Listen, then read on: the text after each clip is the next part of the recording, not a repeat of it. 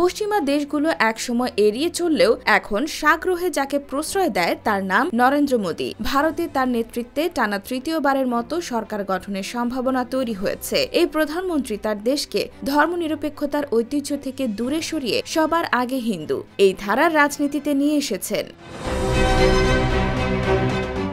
মোদীর রাজনৈতিক উত্থান যদিও বাধাগ্রস্ত হয়েছিল এই শতকের সবচেয়ে সমালোচিত ধর্মীয় দাঙ্গার কারণে, আবার তার শাসনামলেই মুসলিম ও অন্যান্য সংখ্যালঘু সম্প্রদায়ের মানুষের প্রতি সৃষ্টি হয়েছিল শত্রুভাবাপন্ন মনোভাব। তবে প্রথমবার ক্ষমতায় আসার এক যুগ পর ৭৩ বছর বয়সী এই ব্যক্তিকে এখন বিশ্বের জনপ্রিয় নেতাদের সারিতে দাঁড় করানো যায় বেশ আস্থার সঙ্গেই।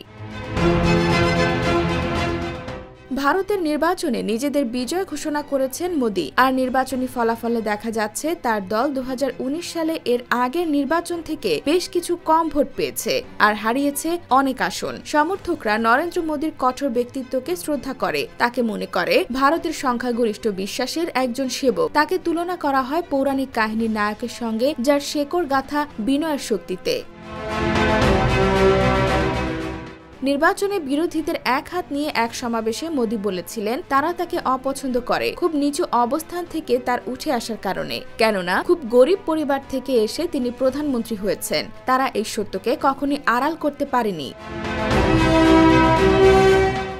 নরেন্দ্র মোদীর জন্ম ১৯৫০ সালে ভারতের পশ্চিমাঞ্চলীয় রাজ্য গুজরাটে। রেল স্টেশনের চা বিক্রেতা বাবার ৬ সন্তানের মধ্যে তিনি ছিলেন তৃতীয়। একজন গড়পড়তা ছাত্র হলেও উদ্দীপনামূলক বক্তব্যে তার বাগ্মিতা প্রমাণ পাওয়া যায় স্কুলের বিতর্কে আর নাট্যদলের সঙ্গে নাট্য পরিবেশনায়। তবে তার রাজনৈতিক সত্তার বীজটি রোপণ হয় মাত্র ৮ বছর বয়সে রাষ্ট্রীয় স্বয়ংসেবক সংঘ বা RSS এ যোগ দেওয়ার মাধ্যমে। RSS ভারতের কট্টর জাতীয়তাবাদী সংগঠন হিসেবেই পরিচিত। নরেন্দ্র মোদী নিজেকে সাংবিধানিকভাবে ধর্মনিরপেক্ষ রাষ্ট্র হিসেবে পরিচিত ভারতের হিন্দুদের আধিপত্যকে তুলে ধরতে নিজেকে উৎসর্গ করেছেন, আর এ কারণে ১৮ বছর বয়সে পারিবারিকভাবে বিয়ের সম্পর্কে জড়ানো মোদীকে সম্পর্কের সে পিছু টানো আটকাতে পারেনি। যদিও তিনি তার স্ত্রীর সঙ্গে কখনোই কাগজে কলমে বিচ্ছেদ টানেননি, তাই RSS এর শীর্ষ পদে যেতে নিয়ম রক্ষার প্রয়াস হিসেবে তিনি ব্রহ্মচারী থেকেছেন। ভারত তার অধিকার নিয়ে বিশ্বমঞ্চে আবির্ভূত। মোদীর শাসনামলে ঔপনিবেশিক আমলের ভারতকে দিয়েছে নতুন ধারার বিন্যাস। মোদীর শাসনামলেই নতুন করে লেখা হয় পাঠ্য বই, ব্রিটিশ আমলের আইনগুলোকে মুছে দেওয়া হয় আধুনিক রূপ।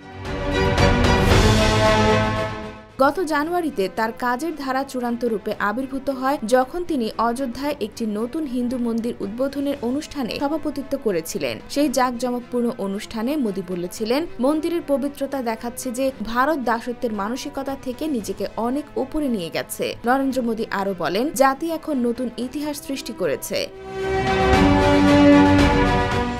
IBTV USA, new York.